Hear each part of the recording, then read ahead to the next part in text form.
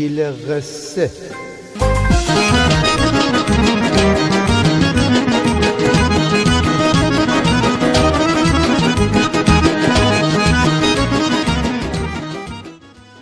سلام.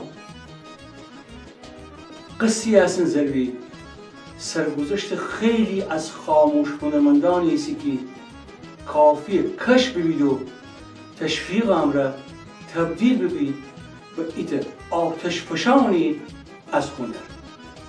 امی عرض قصیه گوش